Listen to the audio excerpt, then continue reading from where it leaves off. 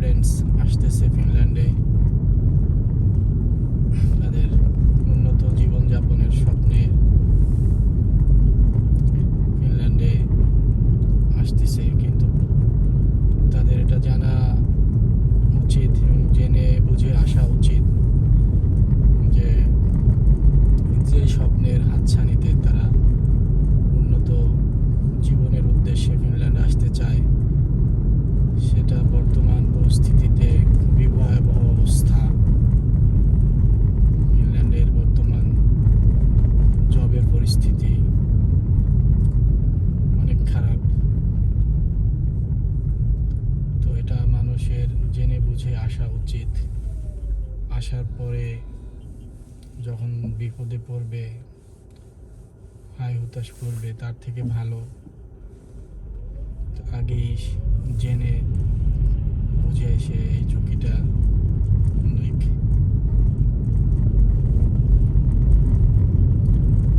তো বেকারত্বের এই সমস্যা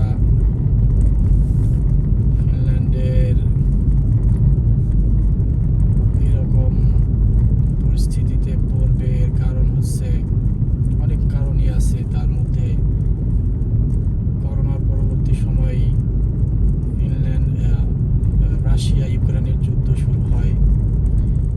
সেই যুদ্ধের পর থেকেই এই প্রভাব পড়তে শুরু করে। তো এটা বাড়তে বাড়তে যে এইরকম ভয়াবহ অবস্থায় চলে আসবে এটা কেউই কল্পনা করেনি। তখন থেকেই শুরু হয়েছিল, বাট মানুষ বুঝতে পারেনি যে এটা এত ভয়ঙ্কর রূপ ধারণ করবে।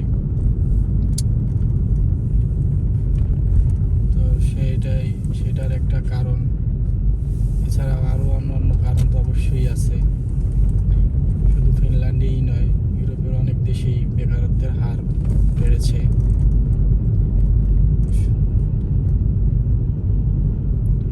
কোনো একটা দেশে কোনো সমস্যা হলে সেটা সব দেশেই মোটামুটি প্রভাব ফেলে। তো তার মধ্যেও আপনারা যারা ফিনল্যান্ডে আসতে চান, আসার জন্য আগ্রহী, তাদেরকে আমি নিরাশ করব না, আসতে পারেন, তবে বর্তমান পরিস্থিতি সম্পর্কে জেনে আসা উচিত। শুধু ফিনল্যান্ড অনেক সুখী দেশ এটা শুনে যে ফিনল্যান্ডে চলে আসবেন, পরে এসে দেখবেন সুখী দেশে সুখ নাই, তখন অনেক কষ্ট পাবেন। তো এমন পরিস্থিতি মানুষের, যে মানুষ কত কষ্টে আছে, যারা এসে এই কষ্টের মধ্যে বিপদের মধ্যে পড়ে তখন তারা বলে, এগুলো শেয়ার করে, কিন্তু এগুলো শেয়ার করলে বাংলাদেশের মানুষ যারা বাংলাদেশে আছে তারা হয়তো এটা বুঝে না, তারা এটাকে অন্যভাবে নেয়। যতক্ষণ না সে নিজে এসে এই সমস্যার মধ্যে বিপদের মধ্যে না পড়বে ততক্ষণ সে এটাকে নিয়ে উপহাস্য করবে, এটাকে হালকা চোখে দেখবে। তো এটাই হলো বাস্তব বর্তমান পরিস্থিতি এরকম ছিল না আগে, এবং ভবিষ্যতে এটা যে এরকমই থাকবে, ভালো হবে না তাও বলা যায় না। সো এই সব কিছুর মধ্যে আপনারা চাইলে আসতে পারেন, তাতে নিষেধ নাই, আসবেন। তো বর্তমান পরিস্থিতি জেনে বুঝে আসেন, তারপরে আশা রাখি যে সামনের পরিস্থিতি ভালো হবে, তখন ভালো সবাই কাজ পাবে, ভালো জীবনযাপন করতে পারবে। তো এই বর্তমান পরিস্থিতিতে আসার জন্য কিছু আপনাদের ব্যাকআপ নিয়ে আসতে হবে, ফাইন্যান্সিয়াল সাপোর্ট আপনাদের থাকতে হবে। তাহলে এই সময়টা, এই খারাপ সময়টা যদি আপনারা একটু সারভাইভ করে থাকতে পারেন, তারপরে আস্তে আস্তে ফিউচারে যখন পরিস্থিতি ভালো হয়ে যাবে তখন আপনারা ভালো থাকবেন। তো এরই মধ্যে শুধু ফিনল্যান্ডে বেকারত্বই নয়, অন্য অনেক পরিবর্তন এসেছে। ফিনল্যান্ডের পার্লামেন্ট থেকে প্রতি মাসে প্রতিদিনই কোনো না কোনো নতুন নতুন ইমিগ্রেশনদের জন্য নতুন নতুন রুলস, নতুন নতুন চেঞ্জেস আসতে থাকে। সেই সেই চেঞ্জেসগুলো কী কী আপনাদেরকে আমি বলবো, একটা একটা করে আলোচনা করতে থাকবো। তো আপনারা আমার ভিডিওর সাথে থাকবেন, লাইকস কমেন্ট করে আপনাদের মতামত জানাবেন, সাবস্ক্রাইব করে আমার সাথে থাকবেন। তাহলে আমি আপনাদেরকে অনেক বর্তমান সময় সাময়িক অনেক তথ্য দিয়ে আপনাদেরকে দিতে চেষ্টা করব, যদি আপনাদের সেই তথ্যগুলো কোনো কাজে আসে, কোনো উপকার হয়। তো ফিনল্যান্ড একসময় খুবই ভালো ছিল, অর্থনৈতিক অবস্থা, চাকরি, কাজ বাজ, মানুষের বেতন, এখানে থাকা খাওয়া সব কিছু মিলিয়ে খুবই আরাম আয়েশে ছিল, খুবই ভালো ছিল। বাংলাদেশি কমিউনিটি, এশিয়ান কমিউনিটি খুবই ভালো অবস্থায় তারা জীবনযাপন করতেছিল। কিন্তু বর্তমান পরিস্থিতিতে সবাই একটু খারাপ অবস্থায় আছে। তো অনেকেই এই অবস্থার মধ্যে ফিনল্যান্ড ছেড়েও যাওয়ার পরিকল্পনা করে, আবার অনেকে নতুন করে আবার আসতেছেও। তো মোটামুটি সব ভালো খারাপ মিলিয়ে একটা দেশ সবসময় একরকম থাকে না। এখন খারাপ আছে, এক সময় ভালো ছিল, এখন খারাপ পরিস্থিতি, আবার এক সময় যে ভালো হবে না তার কোনো গ্যারান্টি নাই। সো আপনারা আসবেন, অবশ্যই আসবেন, আপনাদেরকে অবশ্যই আসার জন্য এনকারেজ করব। তবে পরিস্থিতি সম্পর্কে জেনে প্রয়োজনে হলে আপনারা একটু সময় নিন। এখন পরিস্থিতি খারাপ আছে, এখন না আসে হয়তো কিছুদিন পরে আসবেন, সেটাও নিতে পারেন। আবার অথবা এখনই আসতে পারেন, এখনই এসে একটু ফাইন্যান্সিয়াল ব্যাকআপ বেশি করে ইউরোপের সার্ভাইভ করার জন্য বাংলাদেশ থেকে একটু ফাইন্যান্সিয়াল সাপোর্টটা নিয়ে আসলে এই পরিস্থিতিটা একটু মোকাবেলা করে টিকে থাকলে পরে হয়তো পরিস্থিতি ভালো হবে, জব অপরচুনিটি বাড়বে, তখন ভালোভাবেই থাকতে পারবেন। তো শুধুমাত্র ফিনল্যান্ড সুখী দেশ, ইউরোপ দেশ, এটা ভেবেই কেউ ছাপ দিবেন না, না জেনে যে বাকি পরিস্থিতিগুলো কি কি। আসলেই কি সুখী দেশ হলেই কি আপনার জন্য সেটা সুখী হবে কিনা, এটা তো ভাবতে হবে, বুঝতে হবে।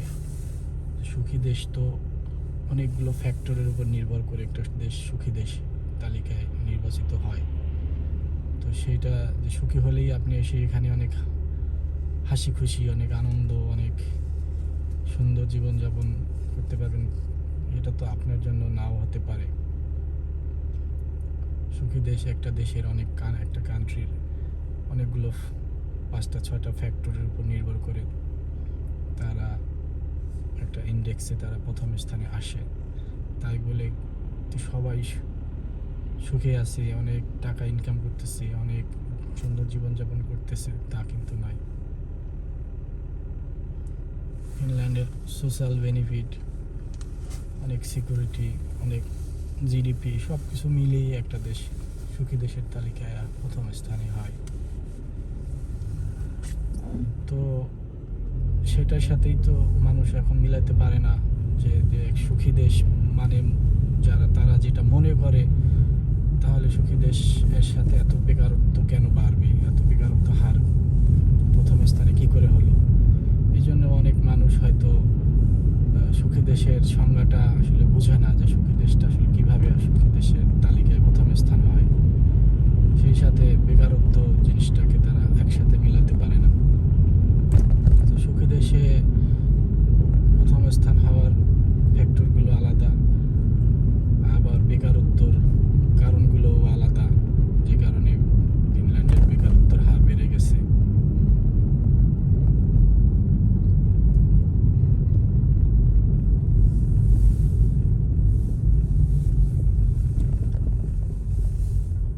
ফিনল্যান্ডের নতুন নতুন যারা আসে,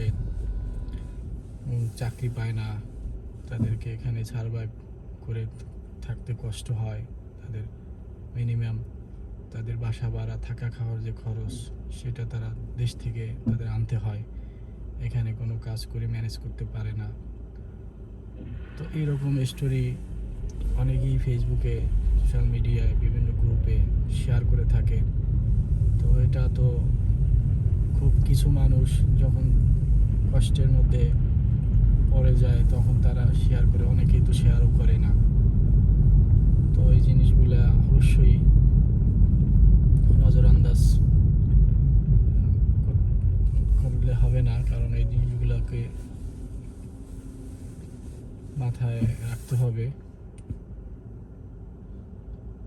যে মানুষ আসলেই, বিশেষ করে যারা নতুন আসতেছে, আসলেই কষ্টে আসছে, জব খুঁজে পায় না, মিনিমাম তাদের থাকা খাওয়ার খরচটাও জোটাতে পারে না, টিউশন ফি তো অনেক পরের কথা।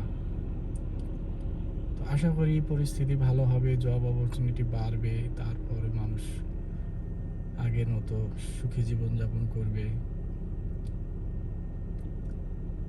থাকা খাওয়ার টাকা জোগাড় করতে পারবে, টিউশন ফির টাকা জোগাড় করতে পারবে।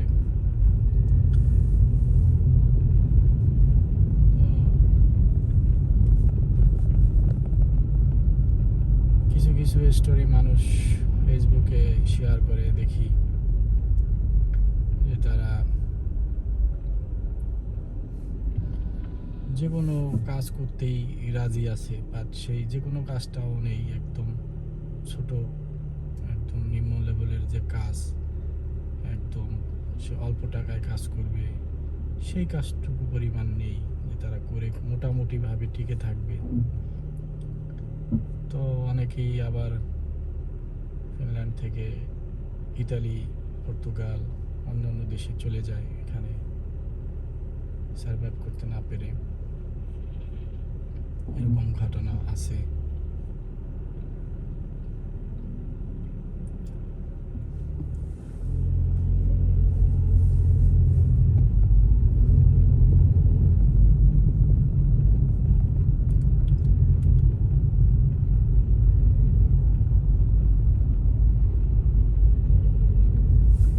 তো তারপরও আপনারা যারা ফিনল্যান্ডে আসতে চাচ্ছেন এই সময়ে 2026 সালে, 2026-এও যারা আসতেছে চাচ্ছেন স্টুডেন্ট ভিসায়, তারা চাইলে অ্যাপ্লিকেশন করতে পারেন। এখনই জানুয়ারি মাসেই অ্যাপ্লিকেশন শুরু হয়ে গেছে, জয়েন্ট অ্যাপ্লিকেশন। তো আপনারা যারা আসতে আগ্রহী তারা ফিনল্যান্ডের জন্য জয়েন্ট অ্যাপ্লিকেশন করতে পারেন। যদি এ ব্যাপারে আপনাদের কোনো ইনফরমেশন জানার থাকে আপনারা কমেন্ট করে জানাবেন। 21 তারিখ পর্যন্ত ফিনল্যান্ডের জয়েন্ট অ্যাপ্লিকেশনের ডেডলাইন আছে। আপনারা এরই মধ্যে চাইলে জয়েন্ট অ্যাপ্লিকেশন করে রাখেন। তো জয়েন্ট অ্যাপ্লিকেশনে আপনারা 6টা ইউনিভার্সিটিতে একসাথে অ্যাপ্লিকেশন করতে পারবেন। এখন বর্তমানে জয়েন্ট অ্যাপ্লিকেশনের জন্য 100 ইউরোর মতো অ্যাপ্লিকেশন ফি লাগে। আগে এটা ফ্রি ছিল, এখন এই ফ্রি সুযোগটা তুলে নিয়েছে। অ্যাপ্লিকেশন ফির জন্য এখন 100 ইউরো করে চার্জ করা হয়। তো যদি কেউ এই পরিস্থিতিতেও 2026 সালে ফিনল্যান্ডের জন্য অ্যাপ্লিকেশন করতে চান, তারা studyinfo.fi-তে গিয়ে 2026-এর ইনটেকের জন্য আপনারা অ্যাপ্লিকেশন করতে পারেন।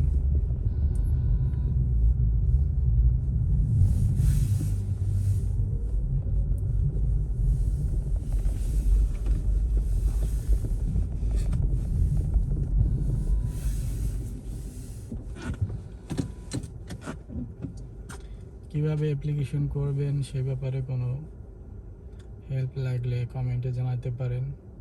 চেষ্টা করব আরও বিস্তারিত অ্যাপ্লিকেশন প্রসেস সম্পর্কে আপনাদের জানানোর জন্য। আজকের এই ভিডিওতে এই পর্যন্তই। ভালো থাকবেন। আল্লাহ হাফেজ।